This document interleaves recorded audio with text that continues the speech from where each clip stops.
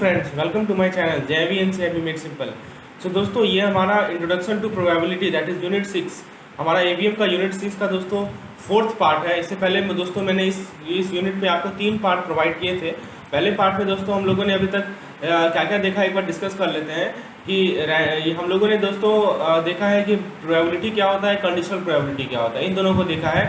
आज हम लोग random variable, probability is distribution of random variable, expectation and standard deviation of random variable, binomial distribution, Poisson distribution, ये सभी चीज़ों को देखेंगे। फ्रेंड्स, एक बार क्विकली रिकॉल कर लेते हैं मैंने क्या क्या आप लोगों को बताया है। पिछले लेक्चर में फैक्टोरियल समझाया था, परमुटेशन एंड कॉम्बिनेशन बताया था दोस्तों। उसके बाद दोस्तों क्या क्या रिलेशन है परमुटेशन और कॉम्बिनेशन में, ये समझाया था। फिर दोस्तों मैंने आपको बताया था कि सैम्पल स्पेस क्या होता है, सैम्पल पॉइंट्स क्या होता है। फिर दोस्तों टाइप्स ऑफ इवेंट को डिस्कस किए थे हम लोग, certain event, impossible event, mutually exclusive event, equally likely event, exhaustive event. We have discuss all this thing. हमने कॉम्प्लीमेंट्री इवेंट को समझा था। फिर दोस्तों हम लोगों ने प्रोबेबिलिटी का मैथमेटिकल डेफिनेशन देखा था। और दोस्तों उसके बाद हम लोगों ने कुछ एग्जाम्पल्स किए थे, जितने भी बुक्स के एग्जाम्पल है मैंने एक एक चीज़ आपको करवाए थे। उसके बाद दोस्तों हम लोगों ने कुल मिलाकर 7 या 8 एग्जाम्पल किए थे। फिर एडिशन थ्योरम को समझा था, एडिशन थ्योरम को कहाँ अप्लाई करना है, कौन कौन सा इंपॉर्टेंट फार्मूलाज है, और जो पेड मेंबर है उनको मैंने फार्मूला भी प्रोवाइड किया है, एक फार्मूला का लिस्ट प्रोवाइड किया है। उसके बाद दोस्तों हम लोगों ने कंडीशनल प्रोबेबिलिटी पढ़ा था। कंडीशनल प्रोबेबिलिटी के बाद हम लोग मल्टीप्लिकेशन थ्योरम को समझे थे। एडिशन थ्योरम और मल्टीप्लिकेशन थ्योरम, इन दोनों को हमने देखा था। और दोस्तों उसके बाद हमने कुछ एग्जाम्पल्स किए थे। और आज हम लोग वही एक एग्जाम्पल बचा हुआ था, उसको कंप्लीट करके रैंडम वेरिएबल को स्टार्ट करेंगे। दोस्तों लेसन को शुरुआत करने से पहले मैं अपने CIB 2023 पेड प्रोग्राम के बारे में आपको जानकारी देना चाहता हूँ। बेसिकली इसके अंदर हम लोग 4 सब्जेक्ट को कवर कर रहे हैं, AVM, BFM, BR, BL और AVFM। तो फ्रेंड्स 5 सब्जेक्ट को कवर कर रहे हैं। 5वां सब्जेक्ट है हमारा HRM। तो आपको इस पेड प्लान में क्या क्या मिलेगा, तो दोस्तों आपको unit wise theory video, unit wise theory PDF, unit wise MCQ video, unit wise MCQ PDF, इसके अलावा दोस्तों क्विक रिवीजन सेशन और mock test. So all this thing you will get in this paid programme. हमारे पास दोस्तों 2 plan available है।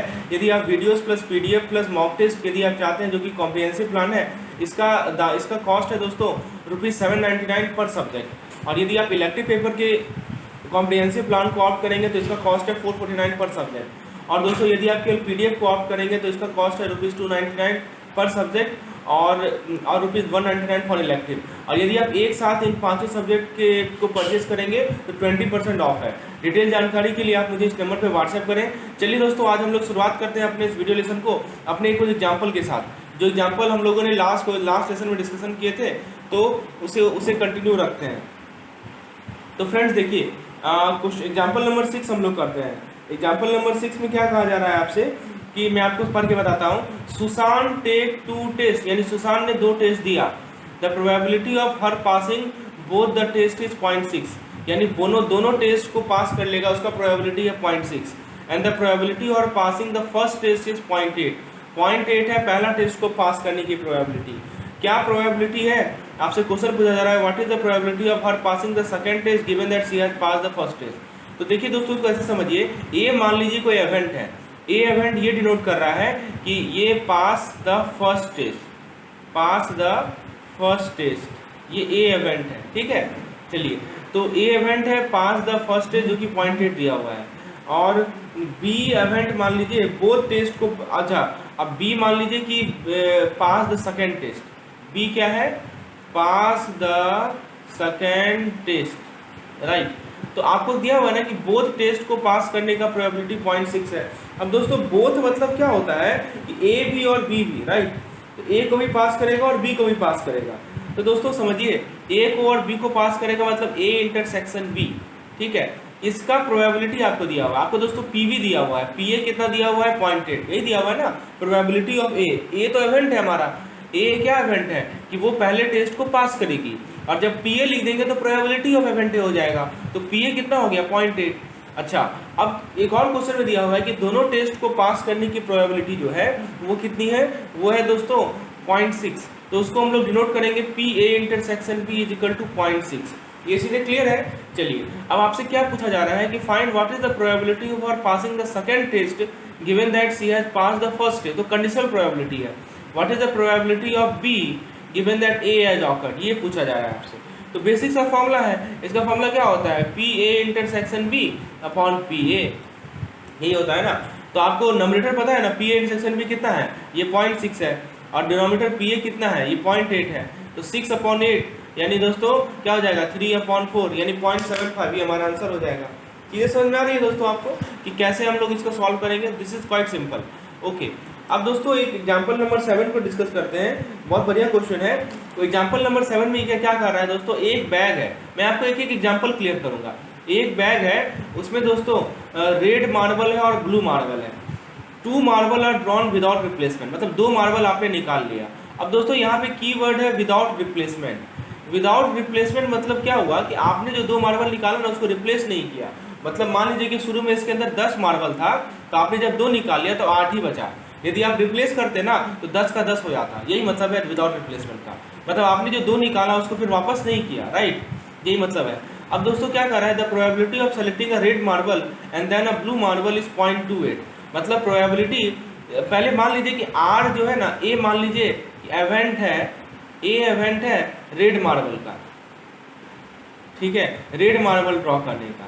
और मान लीजिए कि बी जो इवेंट है वो है दोस्तों इसको ऐसे समझते हैं दोस्तों, जो क्वेश्चन में जो लिखा जा रहा है, कहा जा रहा है ना, उसी के अनुसार हमें करना है। क्या कर रहा है, the probability of selecting a red marble and then a blue marble.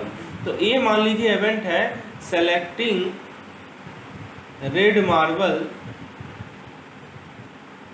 First draw, मतलब पहला जो ड्रॉ हमने किया, 2 बार निकाला है ना, तो पहला जो निकाला उसमें रेड मार्बल आना मान लीजिए ए इवेंट है, और बी इवेंट है selecting blue marble second draw, मतलब दूसरा जो ड्रॉ किया हमने उसमें ब्लू मार्बल आने की संभावना मान लीजिए बी है, बी इवेंट है।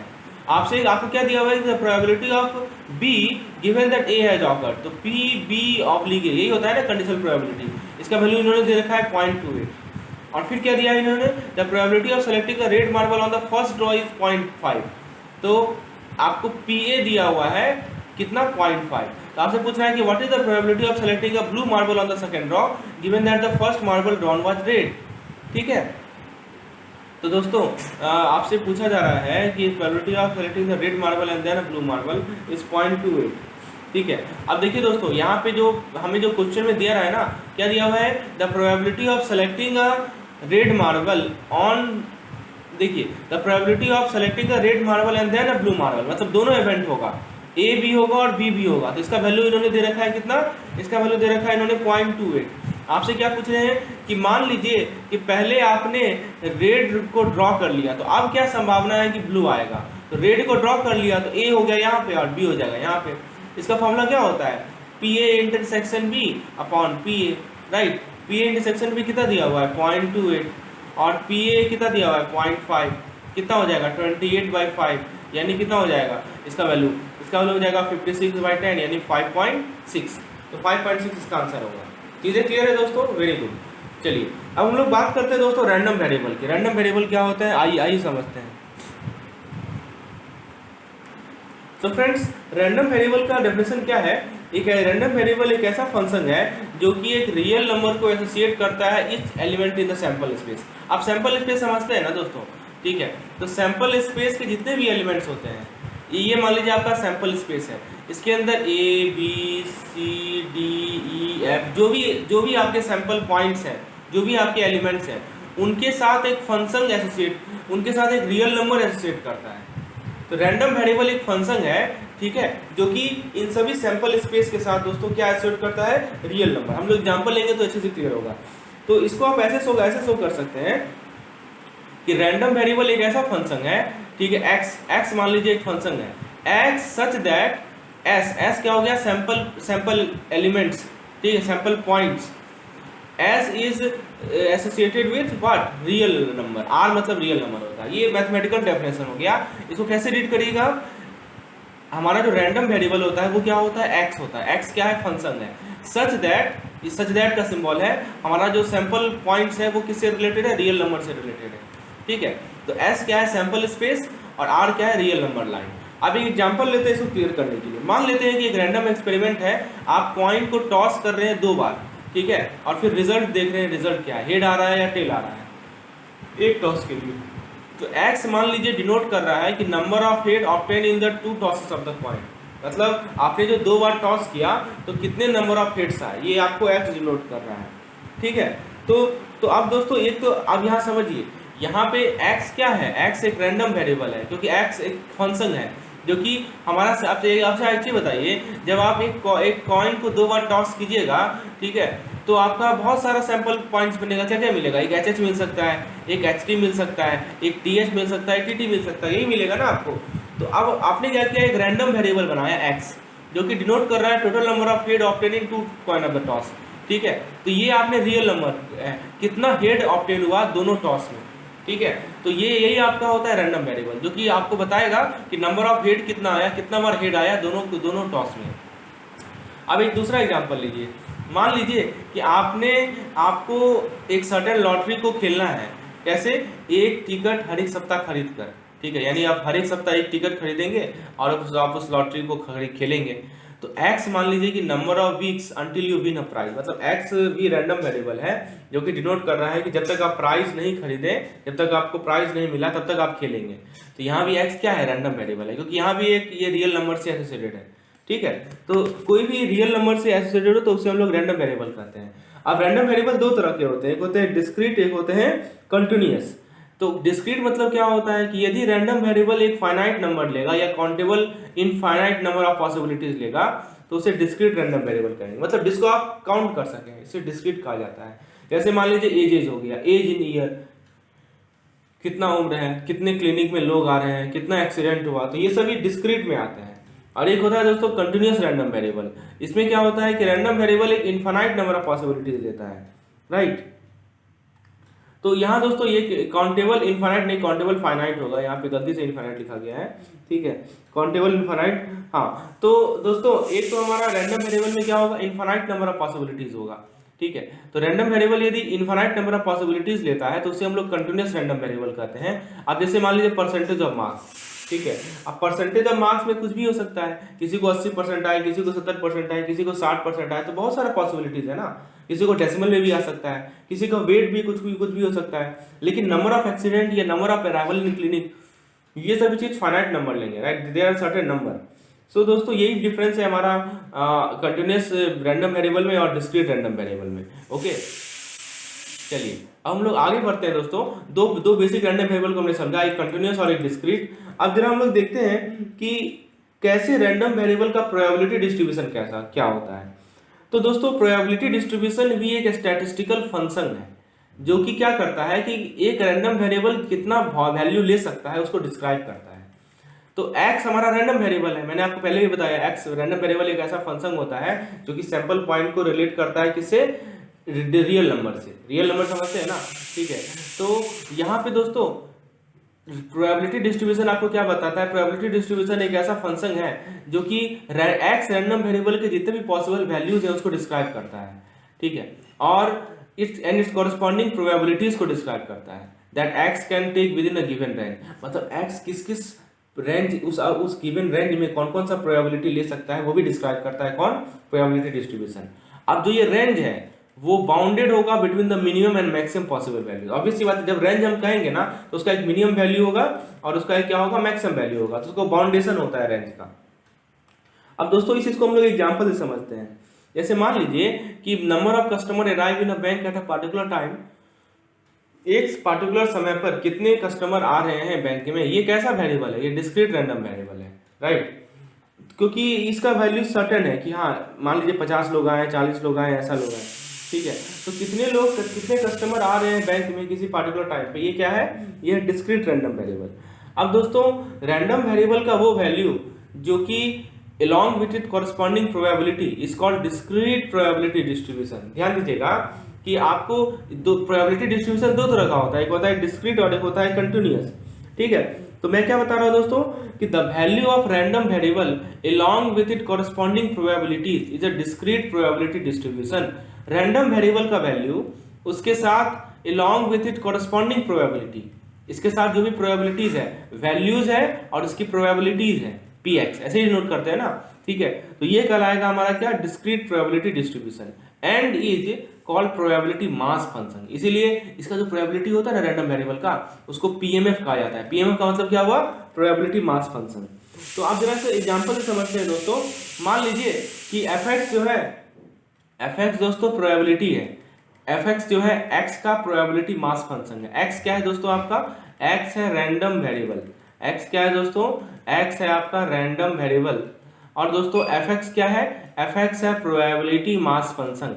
एफ एक्स मतलब क्या हुआ कि प्रोबेबिलिटी, ठीक है। एफ एक्स क्या शो कर रहा है दोस्तों, एक्स के होने की प्रोबेबिलिटी को शो कर रहा है, ठीक है। तो दोस्तों for each possible outcome of x, नियम क्या है कि एफ एक्स जो होगा ना वो ग्रेटर देन और इक्वल टू 0 होगा, पहला पॉइंट। दूसरा पॉइंट क्या है कि जितने भी ऐसे एफ एक्स है सबको आप सम करेंगे तो वैल्यू 1 आएगा, ठीक है। और तीसरा पॉइंट क्या है कि probability random variable is equal to a particular value is equal to F X. तो एफ एक्स यदि आप निकाल लेंगे ना तो प्रोबेबिलिटी कि रैंडम वेरिएबल जो है आपका एक सर्टेन वैल्यू को अटेन करेगा, उसका आपको वैल्यू निकालना है, तो वो एफ एक्स के बराबर होगा। ये तीन चीज है जो कि आपको समझना है पीएमएफ के बारे में। क्या क्या पॉइंट मैंने आपको बताया कि पीएमएफ जो होगा, प्रोबेबिलिटी मास फंक्शन जो होगा वो 0 से बड़ा होगा। सभी एक्स के सभी वैल्यूज के पीएमएफ को जोड़ेंगे तो 1 आएगा। और प्रोबेबिलिटी कि आपका जो है रैंडम वेरिएबल है वो एक सर्टेन वैल्यू को लेगा, वो एफ एक्स के बराबर होता है। तो ये तीन चीज आपको ध्यान रखनी है। अब दोस्तों इसको एग्जांपल से समझते हैं। Expected return of a particular stock is a continuous. अब देखिए मान लीजिए कि कोई स्टॉक है, ठीक है, उसका जो रिटर्न आता है, स्टॉक में आप इन्वेस्ट करते हैं आपको रिटर्न मिलता है ना, उसका जो रिटर्न एक्सपेक्टेड है वो डिस्क्रीट नहीं है, राइट, वो क्या है, वो कंटिन्यूअस है। क्यों कंटिन्यूअस है, क्योंकि दोस्तों डिस्क्रीट मतलब होता है एक सर्टेन वैल्यू लेगा, लेकिन जब आप ग्राफ देखेंगे ना स्टॉक का तो वो कुछ प्रकार का होता है, वो ऐसे बढ़ता है घटता है। तो यहाँ पे एक कंटिन्यूअस है, इसीलिए इसे कहा जाता है कंटिन्यूअस रैंडम वेरिएबल। और यहाँ पे जो रेंज ऑफ वैल्यू होता है विद इन पॉसिबल वैल्यू, वो क्या कहलाएगा, the range of value of the random variable. अब जैसे एक्स हमारा रैंडम वेरिएबल, इसका जो वैल्यूज होगा, ठीक है, तो वो कंटिन्यूअस प्रोबेबिलिटी डिस्ट्रीब्यूशन करता है, उसको प्रोबेबिलिटी डेंसिटी फंक्शन कहते हैं। यहाँ पे probability mass function, probability mass function किस केस में होता है दोस्तों, पीएमएफ किस केस में होता है, पीएमएफ होता है डिस्क्रीट रैंडम वेरिएबल के केस में। और पीडीएफ किस में होता है, कंटिन्यूअस रैंडम वेरिएबल के केस में। पीएमएफ क्या है, प्रोबेबिलिटी मास फंक्शन, पीडीएफ क्या है, प्रोबेबिलिटी डेंसिटी फंक्शन, ठीक है। दोनों में बेसिक डिफरेंस क्या है, डिस्क्रीट आपका जब डिस्क्रीट वेरिएबल रहेगा तो उस केस में क्या होता है दोस्तों, कुछ वैल्यूज लेंगे, और जब आपका कंटिन्यूअस होता है दोस्तों वहां पे लगातार बढ़ता घटता रहता है। तो यही बेसिक डिफरेंस है प्रोबेबिलिटी मास फंक्शन में, प्रोबेबिलिटी डेंसिटी फंक्शन में, ठीक है। तो प्रोबेबिलिटी डेंसिटी फंक्शन और probability mass function F x से डिनोट किया जाता है दोनों को। पीएमएफ जो होता है डिस्क्रीट रैंडम वेरिएबल के लिए होता है, पीडीएफ जो होता है दोस्तों वो होता है कंटिन्यूअस रैंडम वेरिएबल के लिए। अब जरा मैं आपको कंटिन्यूअस रैंडम वेरिएबल का नियम समझाता हूँ। मान लीजिए कि एफ एक्स जो है वो शो कर रहा है दोस्तों पीडीएफ, ये क्या है, ये है PDF of x. F X क्या है, पीडीएफ ऑफ एक्स, ठीक है। एफ एक्स क्या है दोस्तों, एक्स का हमारा रैंडम वेरिएबल, कंटिन्यूअस एक्स का हमारा प्रोबेबिलिटी डेंसिटी फंक्शन, ठीक है, ये हमारा एफ एक्स है। और दोस्तों एफ एक्स डी एक्स दोस्तों ये शो कर रहा है area bounded by curve, area bounded by curve, ठीक है। एफ एक्स भी तो कर्व बनेगा ना, क्योंकि कंटिन्यूअस है तो उसका कोई कर्व होगा, तो कर्व जो है एक्स एक्सिस के साथ जितना एरिया बना रहा है वो हमारा दिखाता है F x into d x, ठीक है। तो किसके बीच में एफ एक्स, मान लीजिए ये एफ एक्स कर्व है, ठीक है, ये आपका एक्स एक्सिस है, ठीक है। और यहाँ पे जो कोऑर्डिनेट है, ठीक है, मैं आपको कोऑर्डिनेट समझाता हूँ दोस्तों, इसी को समझना पड़ेगा। देखिए एरिया की जो बात कर रहे हैं ना, ठीक है, मान लीजिए कि ये पार्टिकुलर कोई कर्व बना, ठीक है, ये हमारा एफ एक्स कर्व है, ये हमारा एक्स एक्सिस है, और ये जो पॉइंट है ये है एक्स माइनस डी एक्स, और ये है हमारा एक्स प्लस डी एक्स। अब पूछेंगे डी एक्स क्या है, तो डिफरेंशियल एक्स है, ठीक है, डी एक्स मतलब स्मॉल छोटा, x minus D x by 2 और x plus D x by 2। उस रेंज में ये जो एरिया है दोस्तों ये हमारा क्या होता है, F x into d x, ठीक है।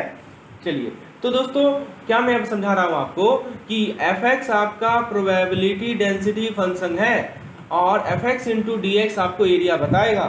तो फ्रेंड्स इसके लिए क्या नियम है कि एफ एक्स जो होगा ना वो 0 से बड़ा होगा या 0 के बराबर होगा, और यदि आप इंटीग्रेट करेंगे एफ एक्स डी एक्स को तो वो आपका क्या आएगा, 1 आएगा। इंटीग्रेट समझते हैं ना, इंटीग्रेट मतलब एरिया निकालना, ठीक है। तो इंटीग्रेट करेंगे एफ एक्स डी एक्स को तो दोस्तों क्या आएगा, आपका 1 आएगा उसका वैल्यू, ठीक है। तो दोस्तों ये पॉइंट आपको ध्यान रखना है। अच्छा अब आपसे यदि पूछा जाए कि continuous probability distribution, continuous random variable एक सर्टेन वैल्यू को अचीव करेगा, इसकी क्या प्रोबेबिलिटी है, तो इसकी प्रोबेबिलिटी 0 है। That means P X is equal to मान लीजिए 5, ठीक है, इसकी क्या प्रोबेबिलिटी है, इसकी प्रोबेबिलिटी 0 है। दोस्तों बस ध्यान रखना है कि हम लोग पीडीएफ की बात कर रहे हैं। पीडीएफ क्या होता है, प्रोबेबिलिटी डेंसिटी फंक्शन। तो अभी तक हमने रैंडम वेरिएबल को समझा।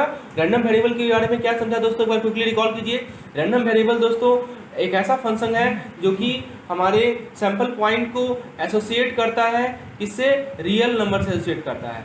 रैंडम वेरिएबल दो तरह के होते हैं, discrete random variable, continuous random variable. Discrete random variable एक सर्टेन वैल्यू को, सर्टेन वैल्यूज को, फाइनाइट वैल्यूज को, काउंटेबल वैल्यूज को अटेन करता है, और इसके कॉरस्पॉन्डिंग जो फंक्शन होता है रैंडम डिस्क्रीट रैंडम वेरिएबल के कॉरस्पॉन्डिंग, वो उसे हम लोग कहते हैं पीएमएफ यानी probability mass function. Probability mass function को हम लोग एफएक्स से डिनोट करेंगे। एफएक्स के रिलेटेड कुछ फॉर्मूलाज हैं। एफएक्स का वैल्यू हमेशा 0 से बड़ा होगा, एफएक्स का समेशन 1 के बराबर होगा, और P random variable attain a particular value is equal to F X के बराबर होता है। उसके बाद दोस्तों हमने डिस्कशन किया कंटिन्यूअस रैंडम वेरिएबल के बारे में। कंटिन्यूअस रैंडम वेरिएबल का जो प्रोबेबिलिटी होता है उसे हम लोग कहते हैं प्रोबेबिलिटी डेंसिटी फंक्शन, जिसे हम लोग पीडीएफ कहते हैं। पीडीएफ के रिगार्डिंग मैंने क्या बताया कि इंटीग्रेशन ऑफ एफएक्स डीएक्स जो होता है वो क्या होता है, 1 होता है। एफएक्स का जो वैल्यू होगा वो हमेशा ग्रेटर देन इक्वल टू 0 होगा। Probability that random variable attain a particular value in case of probability density function is equal to 0। ठीक है, ये सब पॉइंट आपको ध्यान रखना है। चलिए आगे बढ़ते हैं दोस्तों। अब दोस्तों नेक्स्ट टॉपिक जो हमें समझना है वो है continuous distribution function of random variable x. ठीक है, अब देखिए कोई रैंडम वेरिएबल एक्स है, उसका कंटिन्यूअस डिस्ट्रीब्यूशन फंक्शन कैसे बनेगा। तो मान लेते हैं कि एक्स हमारा एक रैंडम वेरिएबल है जिसका पीएमएफ या पीडीएफ एफएक्स है। अब एक्स डिस्क्रीट है कि कंटिन्यूअस हमें पता नहीं है, तो जो भी हो उसका हमारा पीएमएफ या पीडीएफ है एफएक्स। ठीक है, अब दोस्तों ये तो हमारा स्मॉल एफएक्स है। स्मॉल एफएक्स जब भी देखिएगा तो आपके दिमाग में बैठना चाहिए कि या तो ये पीडीएफ होगा या ये पीएमएफ होगा, डिपेंडिंग ऑन कि डिस्क्रीट रैंडम वेरिएबल है या कंटिन्यूअस रैंडम वेरिएबल है। लेकिन दोस्तों यदि कैपिटल एफएक्स हम लिख रहे हैं तो वो हमारा कुमुलेटिव डिस्ट्रीब्यूशन होता है, उसे कहते हैं सीडीएफ। अब सीडीएफ क्या होता है दोस्तों, सीडीएफ होता है कुमुलेटिव डिस्ट्रीब्यूशन फंक्शन। आप कुमुलेटिव निकालना जानते हैं ना, अभी हम लोग कुमुलेटिव निकालना सीखे थे ना दोस्तों, कैसे निकालते हैं, सभी को जोड़कर, राइट।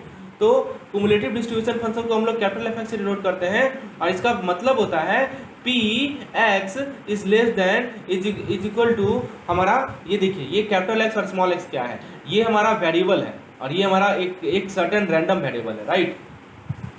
तो ये हमारा एफएक्स होता है। तो इसका फॉर्मूला याद रखिएगा, FX is equal to probability that our random variable is less than और equal to a certain real number, right. So कैसे रिपीट करेंगे, FX that is capital FX that is CDF that is cumulative distribution function is equal to probability that our random variable is less than or equal to a certain real number। अब real number कुछ भी हो सकता है depending on the situation. अब दोस्तों इसका मैं आपको फॉर्मूला बता दूं, जो हमारा कैपिटल एफएक्स होगा दोस्तों वो 0 से बड़ा होगा और 1 के बराबर होगा। 0 के एक बराबर भी हो सकता है, 1 के बराबर भी हो सकता है, मतलब 0 और 1 के बीच में लाई करेगा, इंक्लूडिंग बोथ ऑफ दिस, पहला पॉइंट। उसके बाद दोस्तों एफ माइनस इन्फिनिटी, मतलब माइनस इन्फिनिटी पे एफ का वैल्यू क्या होगा, 0 होगा, और प्लस इन्फिनिटी पे एफ का वैल्यू क्या होगा, 1 होगा।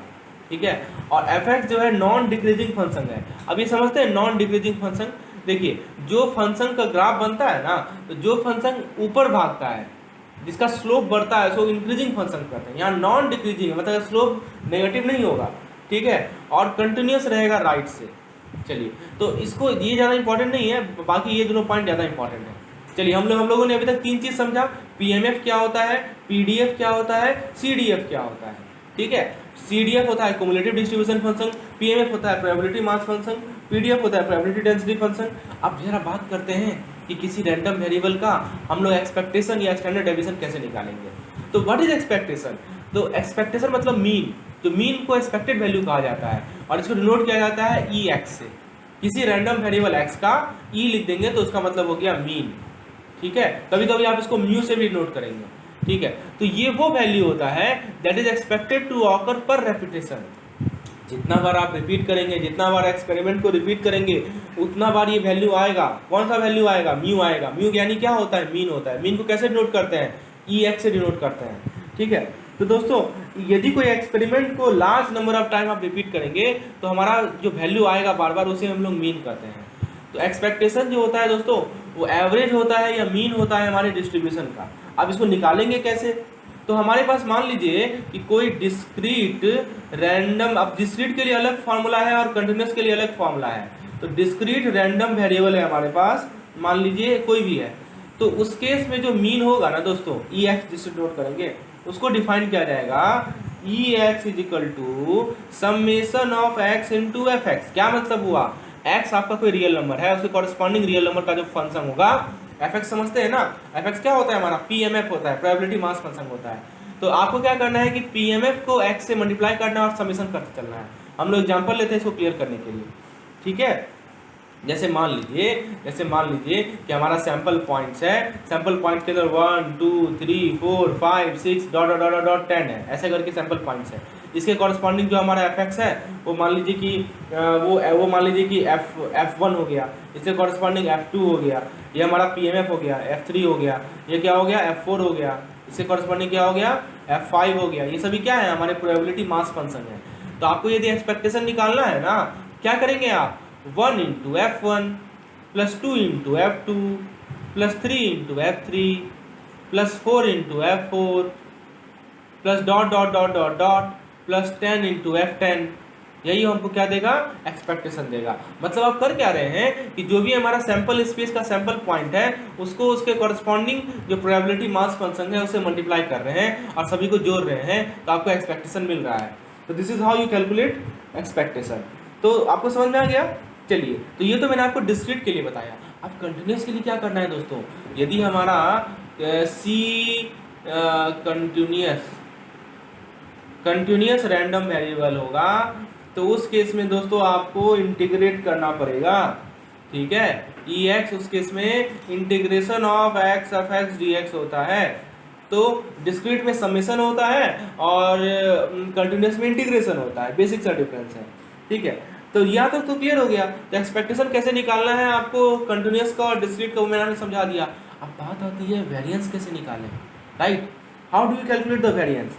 तो वेरिएंस आपको बताता है स्कैटर्डनेस, कितना डाटा आपका स्कैटर्ड है, ये आपको वेरिएंस बताता है, ठीक है। और वेरिएंस को कभी कभी हम लोग सिग्मा स्क्वायर से, देखिए म्यू होता है हमारा मीन, आपको पता ही होगा, सिग्मा होता है हमारा स्टैंडर्ड डेविएशन, आपको पता ही होगा, और सिग्मा स्क्वायर होता है हमारा वेरिएंस। तो कभी कभी हम लोग को सिग्मा स्क्वायर से डिनोट करते हैं।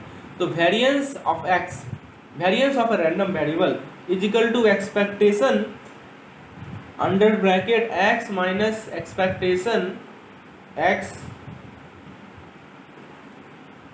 का स्क्वायर और फिर अंडर ब्रैकेट, ये फॉर्मूला होता है दोस्तों। इसको हम लोग सिंप्लीफाई करके लिख सकते हैं expectation of x square minus expectation of x का होल स्क्वायर, ये फॉर्मूला है हमारा वेरिएंस का। ये ज़्यादा यूजफुल फॉर्मूला है।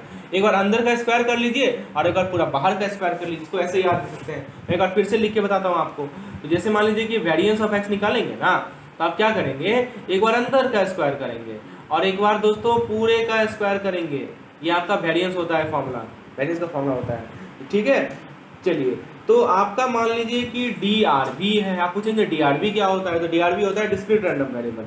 तो उस केस में दोस्तों आपको यदि वेरिएंस निकालिए, तो दोस्तों किसी पार्टिकुलर वेरिएबल के लिए वेरिएंस था, आपको यदि किसी डिस्क्रीट रैंडम वेरिएबल का वेरिएंस निकालना है तो फिर से समेशन ले आइए x माइनस ई एक्स का whole square into F x. और यदि आपका कंटिन्यूस रैंडम वेरिएबल है उसमें वेरिएंस निकालना है तो उसमें क्या होगा, पहले इंटीग्रेशन का सिंबल दीजिए, x माइनस ई एक्स का whole square into F x into d x, ये होता है हमारा कंटिन्यूस रैंडम वेरिएबल के लिए। मैं फिर से लिख के बताता हूँ दोस्तों, यदि आपका डिस्क्रीट रैंडम वेरिएबल होगा तो पहले समेशन डाल दीजिए, x माइनस ई एक्स कर लीजिए और फिर होल स्क्वायर कर लीजिए और फिर एफ एक्स से मल्टीप्लाई कर लीजिए। और यदि आपका कंटिन्यूस रैंडम वेरिएबल होगा उस केस में जो वेरिएशन होगा, इंटीग्रेशन का सिंबल डाल लीजिए, x माइनस ई एक्स का होल स्क्वायर कर लीजिए, F x into d x कर लीजिए। और आपको पता ही है स्टैंडर्ड डेविएशन जो होता है वो अंडर रूट ऑफ वेरिएंस होता है। तो आपने वेरिएंस निकाल लिया तो कंप्यूट करेंगे तो आपको क्या मिल जाएगा, स्टैंडर्ड डेविएशन मिल जाएगा, ठीक है। चलिए, अब दोस्तों आपको मैं एक दो प्रॉपर्टीज बता दूं। प्रॉपर्टीज क्या बताने वाला हूं, अब उसके बाद फिर हम लोग एग्जाम्पल करेंगे। Expectation a x plus b is equal to a times expectation x plus b, ऐसे लिख सकते हैं इसको। और variance a x plus b is equal to a square b x, ये दो फॉर्मूला है जिसको आपको याद रखना है। अब एक क्वेश्चन देखते हैं। आपको दोस्तों एक्सपेक्टेशन वेरिएंस, स्टैंडर्ड डेविएशन और CDF निकालना है x का। जब x का आपको प्रोबेबिलिटी डिस्ट्रीब्यूशन दे रखा है, देखिए x है और यहाँ पे fx है, तो यहाँ पे देखिए 1 है तो fx है 0.3, 2 है तो 0.5 है, 3 है तो 0.2 है। तो दोस्तों ये जो केस है, ये कैसा केस है, आपको देख के लग रहा होगा कि ये हमारा डिस्क्रीट है, राइट, ये हमारा डिस्क्रीट डिस्ट्रीब्यूशन है। तो आपसे पूछा गया है 3 चीज, एक्सपेक्टेशन, वेरिएंस और स्टैंडर्ड डेविएशन। तो सबसे पहले हम लोग डिस्क्रीट का एक्सपेक्टेशन कैसे निकालते हैं बताइए, EX से डिनोट करते हैं, summation of x into fx, यही करते हैं ना। तो एक कॉलम बना लीजिए ना x इंटू fx का, तो 1 इंटू 0.3 कितना होगा 0.3, 2 इंटू 0.5 कितना होगा 1, 3 इंटू 0.2 कितना होगा 0.6, आप सभी को जोड़ लीजिए, तो 0.3 प्लस 1 प्लस 0.6 तो कितना हो जाएगा 1.9। तो आपने एक्सपेक्टेशन निकाल लिया। अब आते हैं वेरिएंस पे। तो वेरिएंस का फॉर्मूला क्या बताया, एक बार एक्सपेक्टेशन लिख के अंदर का स्क्वायर कर दीजिए और एक बार EX लिख के पूरे का स्क्वायर कर दीजिए, यही होता है ना, माइनस कर दिए दोनों को। चलिए, तो आप मुझे ये बताइए कि आप सबसे पहले एक्सपेक्टेशन, ये तो हमारा वेरिएंस हो गया, राइट, तो EX स्क्वायर कैसे निकालेंगे, एक्सपेक्टेशन ऑफ x स्क्वायर कैसे निकालेंगे बताइए ना, एक्सपेक्टेशन ऑफ कैसे निकालेंगे। तो समझिए, मैं आपको समझाता हूँ दोस्तों, मैं पूरा डिलीट करता हूँ फिर से समझाता हूँ। देखिए Vx का फॉर्मूला, आपको एक चीज़ याद रखना है, देखिए जब फॉर्मूला एक बार आप समझेंगे ना तो सब कुछ याद हो जाएगा, बहुत ही आसान चीज़ है।